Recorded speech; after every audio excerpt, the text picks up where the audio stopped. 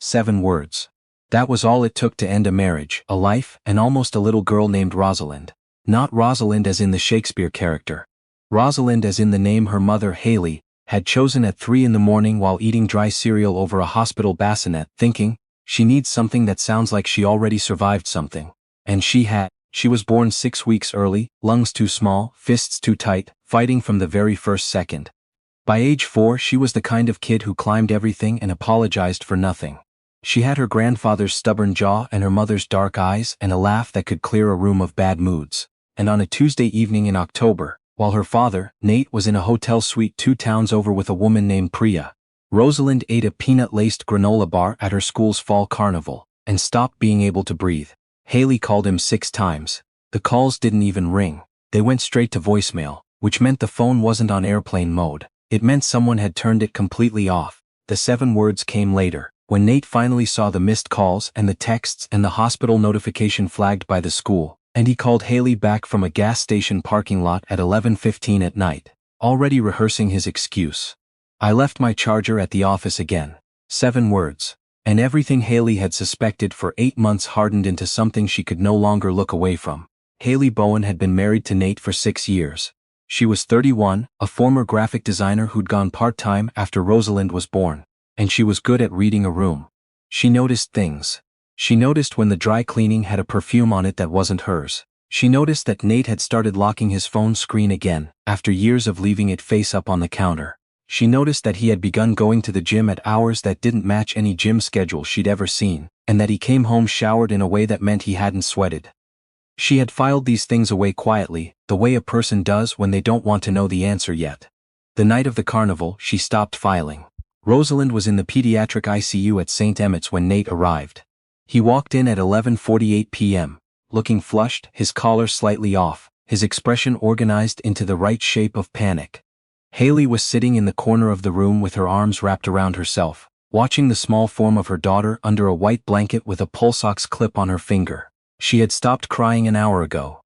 The nurses had asked her twice if she wanted water. She had said no both times because she couldn't make her anything other than watch Rosalind breathe. Haley, Nate reached for her.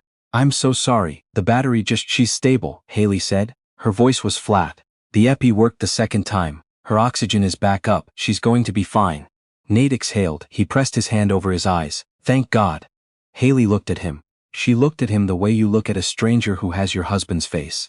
Go home, she said. What? No, I'm not leaving. Go home, Nate. She turned back to Rosalind. I'll call you when she's discharged. He stood there for a moment and she could feel him calculating whether to push back. He decided not to. He kissed the top of her head and she felt every muscle in her neck go rigid. After he left, Haley sat for a long time in the blue quiet of the ICU room, listening to her daughter breathe. Then she picked up her phone and called her father. Edmund Bowen answered on the second ring. It was nearly 1 in the morning. Rosalind's okay, Haley said before he could speak. She had a reaction. She's stable. I'm at St. Emmett's. There was a pause. I'll be there in 20 minutes. You don't need to. 20 minutes. He hung up. Edmund Bowen was 64 years old and looked like someone who had outlasted a great number of difficult things. He was a former federal prosecutor who had retired 6 years ago to a hobby farm in Westchester County, where he grew tomatoes, kept bees, and read legal briefs as a form of relaxation. He was not a loud man. He had the particular quality of stillness that came from having spent 30 years in courtrooms, where the person who moved least usually won. He arrived in 19 minutes, carrying a thermos of coffee, and wearing a flannel shirt that meant he'd driven in whatever he was wearing when he went to bed. He sat down in the chair beside Haley, poured her half the thermos, and looked at his granddaughter for a long time without speaking. Tell me what happened, he said finally. Haley told him. All of it. The carnival, the granola bar, the EpiPen, the drive, the 6 calls, the voicemail, the 7 words when Nate finally called back. She told him about the 8 months of suspicion she'd collected and filed away like evidence she didn't know what to do with. She told him about the perfume, the locked phone, the false gym schedule. Edmund listened without interrupting. He drank his coffee. He was with someone, Haley said. It wasn't a question. He turned his phone off so he wouldn't have to answer, and she almost. Her voice broke on the last word. She pressed her hand to her mouth. She was turning gray in the back seat, Dad. I was hitting redial and she was turning gray. Edmund set down his thermos. He looked at his daughter. Do you want out? He asked. Haley blinked. What? Of the marriage. Do you want out, or do you want to try to save it? Haley thought about it for exactly 3 seconds. She looked at Rosalind, at the pulse ox clip, at the small perfect hands curled on the blanket. "I want him to feel what this felt like," she said quietly. Edmund nodded, just once, the way he did when a witness confirmed something he already knew. "Okay," he said, "then don't do anything yet." Haley went home with Rosalind 2 days later. She was quieter than usual, but she had always been a quiet person, so Nate didn't notice. He brought flowers. He cooked dinner. He said all the right things about the hospital and the scare, and Haley said the right things back, and they sat across from each other at the kitchen table eating pasta, like two people in a play who had memorized their lines. After as Rosalind was Nate reached across the table and covered Haley's hand with his. "I'm going to make it up to you," he said. "The phone thing, I know it scared you." Haley looked at his hand on hers. "It's okay," she said, "I know you would have answered if you could." She watched something loosen in his shoulders, relief, the specific relief of someone who has almost been caught and now believes they haven't been. She smiled at him, she cleared the dishes, she went upstairs. And then she called her father and told him what she needed. Edmund Bowen had not practiced law in 6 years, but he still knew how to find things. More precisely, he still knew the people who found things for a living. He had spent 30 years building a network of investigators, forensic accountants, and information specialists who owed him favors or professional loyalty or both.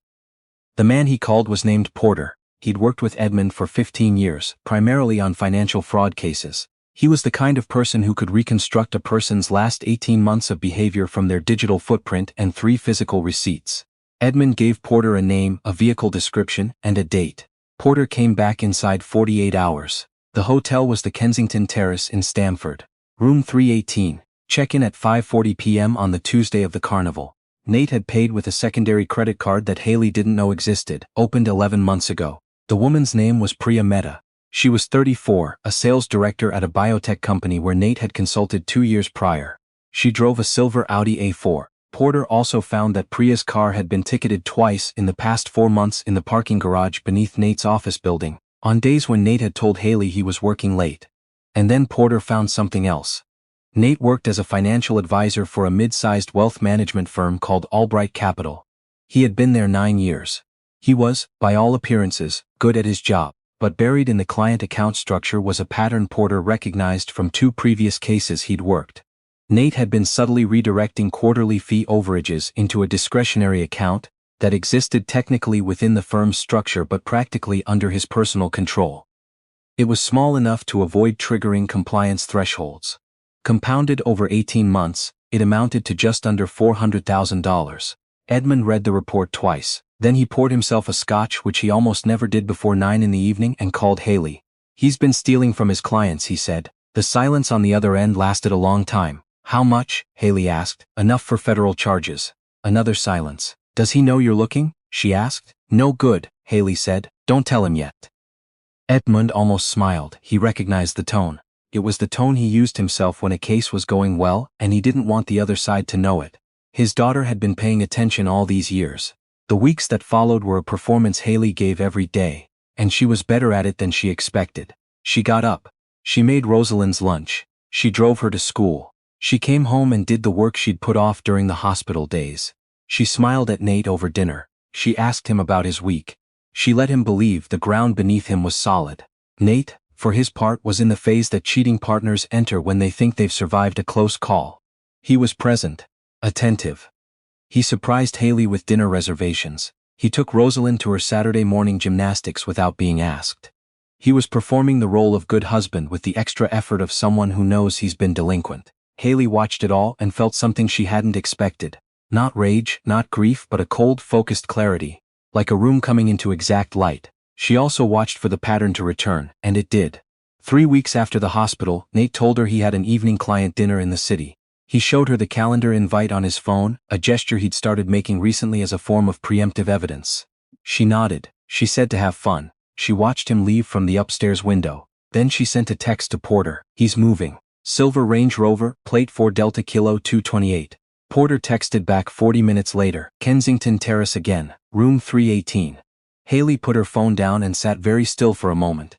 Then she went to check on Rosalind, who was asleep with one arm hanging off the mattress and a stuffed elephant tucked under her chin. She straightened the blanket. She stood there in the dark listening to her breathe. She thought about the night at the carnival. She thought about the way the pediatric nurse had met her eyes over Rosalind's bed and said, very gently, "She's going to be fine, Mom. You got her here. You got her here." Because Haley had driven like the roads were hers, calling a phone that was deliberately off, getting Rosalind to a hospital while the child's father was ordering room service in Stamford. She went back downstairs. She called her father. "We're ready," she said. Edmund asked for 3 more days. He used them to meet quietly with the managing partner at Albright Capital, a man named George Stanhope who had worked adjacent to Edmund on a securities case 20 years prior. Edmund brought Porter's financial report. He did not announce himself. He made an appointment under the name of a referral client and walked in with a folder and a calm expression. Stanhope read the report at his desk while Edmund waited. When he looked up, his face had the particular gray quality of someone who has just learned that a problem they didn't know they had is also a problem they cannot ignore. "This is credible?" Stanhope asked. "I would not be here otherwise," Edmund said. "We have a quarterly performance review on Friday," Stanhope said. "Nate is scheduled to be recognized. It's a whole thing. Client reception after." "I know," Edmund said. "I'd like to be there." Nate had been building toward Friday for months. The senior advisor promotion had been discussed since spring, and it came with a new title, a compensation structure that would put him over $500,000 a year, and more importantly, access to a tier of client accounts that would give him considerably more room to maneuver. He dressed that morning in the suit he'd bought for his wedding, dark charcoal, and he told Haley it was a big day. She said she knew. She kissed him on the cheek. He smelled her hair and thought things were going to be okay. He was wrong. The review took place in the firm's main conference room on the 32nd floor, with floor-to-ceiling windows that looked out over Stamford Harbor. 40 people, partners, senior advisors, a few long-standing clients who'd been invited for the reception portion. There was a catered spread and a small podium and a banner that read Albright Capital Quarterly Excellence. Nate stood at the edge of the room, accepting congratulations from people who didn't yet know that the congratulations were premature. He was good in these settings, easy with eye contact, comfortable with the small talk of professional occasions. He was in his element. He did not see Edmund Bowen standing near the windows until the moment Stanhope called the room to order. The first part of the presentation was standard: numbers, projections, regional performance. Nate stood near the front and felt the pleasant anticipation of a man about to be publicly recognized. Stanhope walked to the podium. He looked at Nate. "Nathan," he said, "would you come up here?" Nate stepped forward. There was applause. He was smiling when he reached the podium, and the smile was still there when he turned to face the room and saw second row sitting beside George Stanhope's assistant, his father-in-law. The smile didn't fall. It held, but it tightened. The way a thing does when it's under pressure it wasn't designed for. Edmund met his eyes and didn't look away. Stanhope said, "Before we make any announcements, we've been asked to take a few minutes to review some account performance detail. In the interest of full transparency, a core value at this firm, I want to walk through some of our advisory fee structures." The projector screen flickered on behind Nate. It was not a performance chart, it was a spreadsheet, clean and annotated, with 18 months of transaction data highlighted in red. Account numbers, dates, amounts. The discretionary account, its creation date, its deposits, the sum at the bottom. Nate went still the way animals go still when they realize there is no cover nearby. "These figures," Stanhope said, his voice professionally neutral, "represent unauthorized fee redirection from 14 client accounts. The total sum is $387,000. They were identified by a third-party forensic review commissioned this week." A murmur moved through the room. Someone near the back set down a champagne glass. "We want to be clear," Stanhope continued, "that this is not a performance review issue. It is a compliance and legal matter.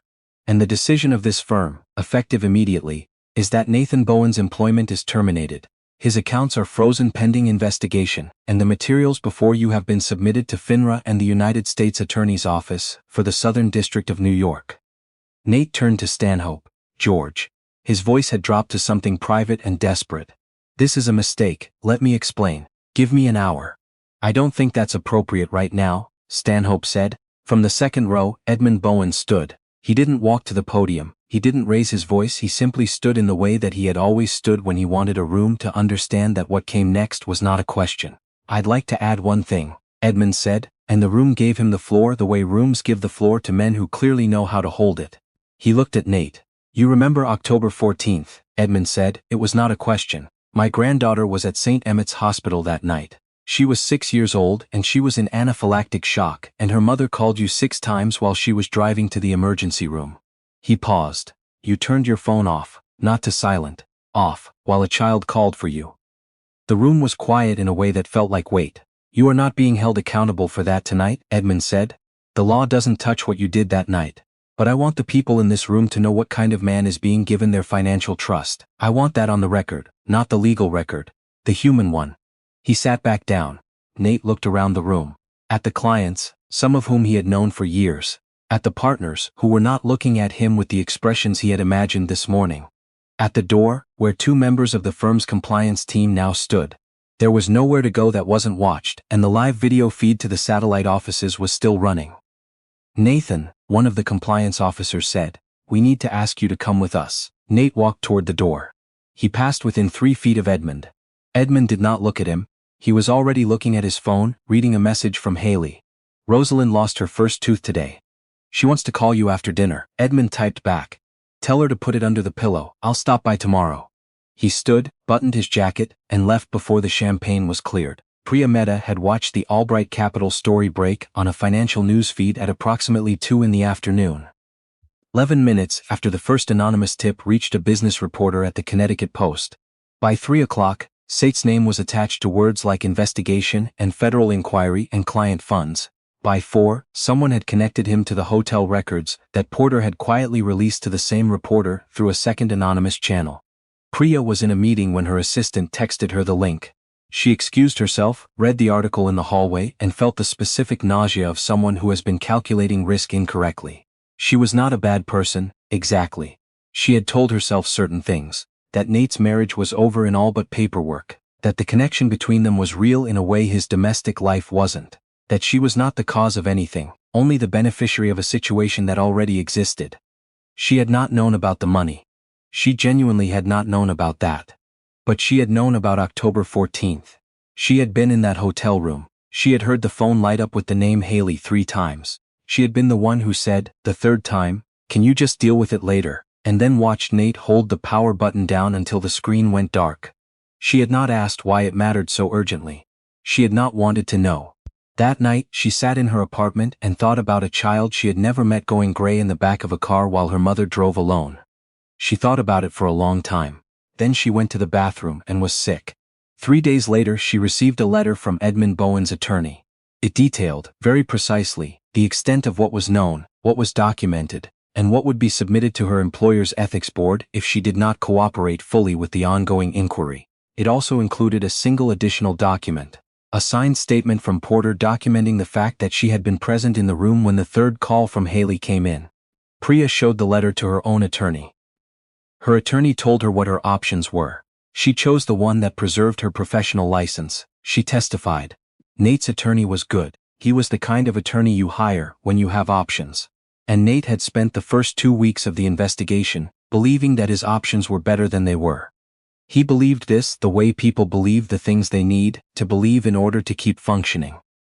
The financial case was airtight. Porter's documentation, combined with Albright's own records, and the cooperation of 3 clients whose accounts had been affected, left very little room for alternative explanation. The attorney managed to negotiate the federal charges down to 2 counts, but the civil liability was significant, and the restitution requirement was total. What broke Nate was not the charges.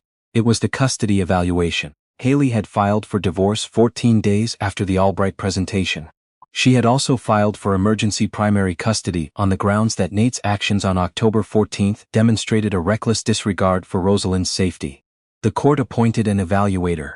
The evaluator interviewed both parents, Rosalind's teachers, the pediatric staff at St. Emmett's, and several people from Nate's professional and personal life. Priya testified in the custody hearing too. She had not been asked to. She had called Haley's attorney herself. She sat in the small conference room and described the night of October 14th in a flat, exact voice, and when she was done, she said without being prompted, I didn't know about his daughter. I want that understood. If I had known she was sick, I would have made him answer. She looked at the evaluator. I know that doesn't fix anything. The evaluator made her recommendation 4 weeks later. Primary physical custody to Haley, with supervised visitation for Nate pending the outcome of the federal case. Rosalind stayed home. The sentencing was in March, 5 months after the Albright presentation. The The judge was a woman named Forsyth who had a reputation for taking financial crimes against individual clients more seriously than the industry liked. She had read the victim impact statements, all 14 of them, from clients who had trusted Nate with retirement savings, college funds, estate proceeds. She had also read Haley's statement.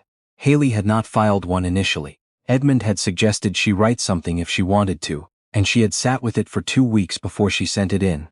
She did not write about Nate's betrayal of the marriage. She did not write about the perfume or the hotel or the locked phone. She wrote about October 14th. She wrote about the specific sound of Rosalind's breathing in the back seat. She wrote about the way the pediatric nurse's eyes had looked when she took Rosalind from Haley's arms in the emergency bay.